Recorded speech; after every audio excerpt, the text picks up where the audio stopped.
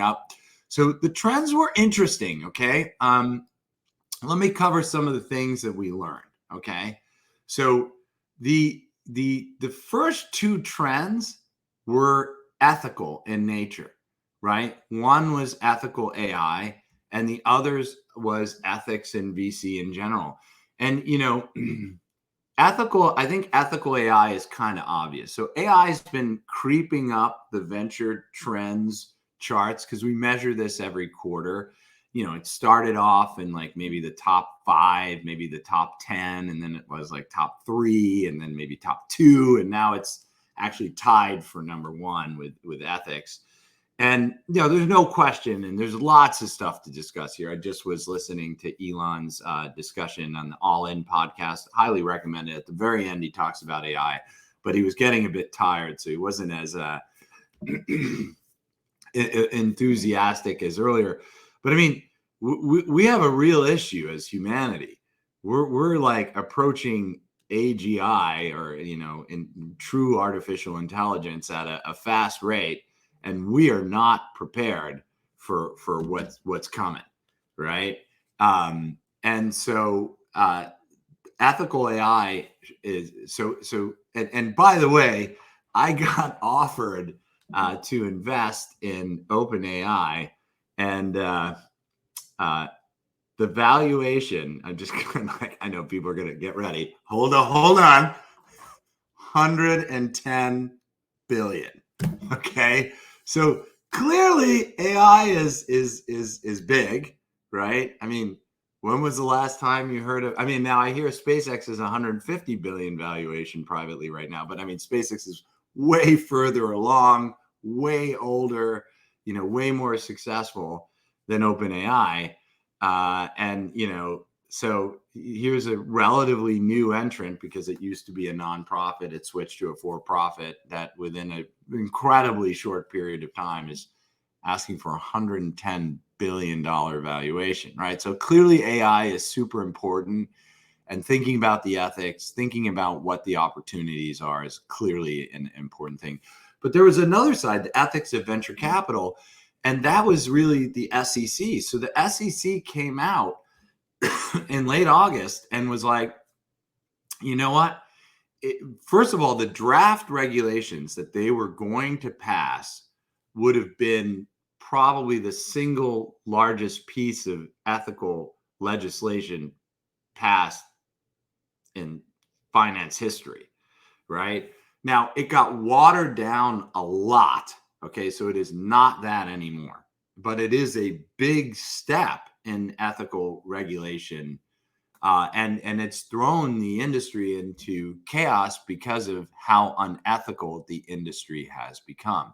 Now, at VC Lab and at Dassault Group, we abide by the Mensarius Oath. So it's like a nothing burger. It's like a hiccup for us. It's like, oh, look, they changed the regulations. So they took a really low standard and they raised it, but we operate up here.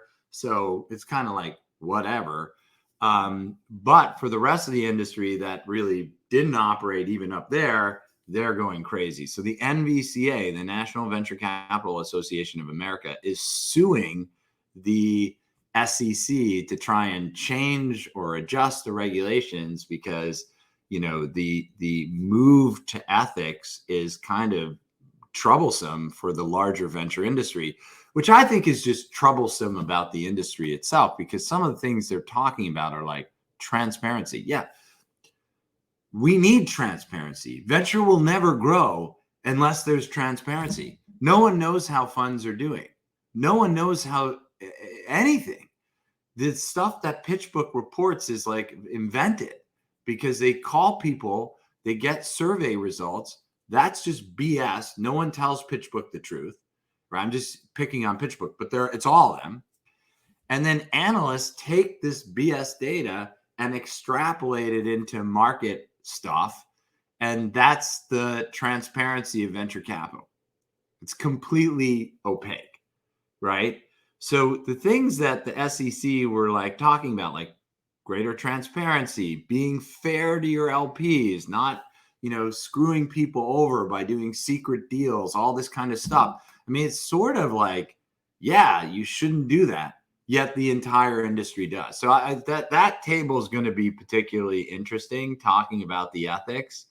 Um, there's a few other things that are important, like more bridge rounds. So obviously, venture's in a weird spot right now, right? On the one hand, it's a great time to invest because some of the other items like lower valuations, et cetera, are great for investors. However, the later stage venture market, which really began to look like private equity, SoftBank's a private equity firm. It's not a venture capital firm.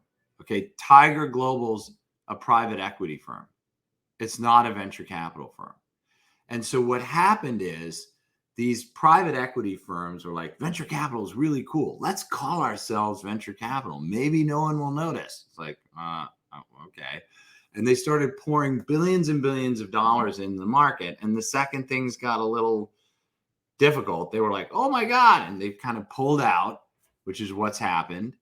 And now the later stage venture markets readjusting because there aren't these billion-dollar multi-billion-dollar funds or $100 billion funds pouring capital into the later stage venture market. So they have to readjust the whole strategy, everything like that. The good news is that doesn't really affect the early stage venture capitalists, because if you get 100x or 300x, it's still a great return, right? And there are lots of 100x's happening, many 100x's, right? So and less than 300x's, right? So early stage has been fine through all this, but there's definitely an adjustment period. Valuations are coming down even in the earlier stages a little bit. So it's just a great time to invest, particularly in the early stages, because the 100x opportunities are still there. But for those companies in the middle that are stuck, like maybe they were gunning and, because those later stage guys that were really PE firms left, they need bridge rounds, they need cram downs, they need a lot of stuff. And that's definitely happening. A whole other area of trends is around due diligence. And, look, I don't know how, again, a deal like FTX was invested in. I mean, I actually do know that they went into like a Sequoia or whomever, and they're like, you've got 1 week to decide. And here's all the information we're going to give you. And that's it. And then, the investor was like, well, this is all the information we have. We have 1 week to decide. Okay. And I don't think they didn't try to do due diligence, but when they just got enamored with the craziness and went along. And I think it was a wake-up call to the industry that, wait a minute, like, we can't just like pour tons of money into companies without actually doing a proper amount of due diligence. So I think that's going to be a very exciting and positive change for the industry. Another area that was really popular was growth and sustainability. That's pretty obvious. Like, at this point, we need VC firms funding things that matter. And probably one of the most important things that matter right now in the world is a greater sustainability for humanity on this planet, period, end of story. More VC firms was very popular as well. We're definitely seeing this. We're going to launch more VC firms this year. The market for VC firms, we believe, will expand by 9,500 firms over the next few years.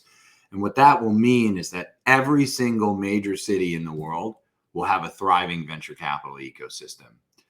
Another positive area is increased acquisitions. A lot of managers felt there'll be more acquisitions. We started seeing increased acquisitions in Q2. We expect to see more now. There was some another negative one is maybe less LP commitments. We're not seeing that. There was a slowdown in August for sure. And there's been a slight slowdown in the beginning of September, but we're seeing it pick back up. July was a huge month, and June was our single largest month for LP commitments in history. And we track hundreds of firms. So it's, our data is roughly 5 to 10% of the entire market now, all concentrated on new managers. So we're just, even though I think a lot of managers felt there'd be fewer LP commitments, we're just not seeing that, right? There are the larger LPs that may be over allocated into the asset class, but even there, I'm starting to see movement. Like big sovereign wealth funds are like, VC is really good for our country, so we should be putting more money into VC. And even though the allocator may say that's not a good, because they work with Price Waterhouse or whatever, and they may say like, oh, let's not allocate into venture because you're overexposed. They're like, it's strategically good for our country, so I'm going to allocate anyway. So we're seeing stuff like that happen. So I just, I do think, while managers predicted it, I just don't think that one's going to happen. And then the last is, increased focus on VC reputation. And, venture capital has done a really horrible branding job. I mean, the fact that the NVCA is suing the SEC over ethical regulations is like, doesn't look great for the industry.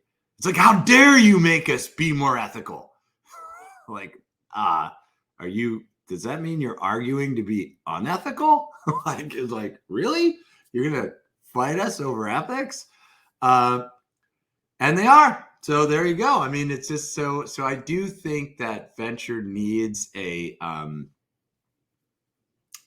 bit of a brand enhancement. And so hopefully we'll have some people interested in discussing that as well.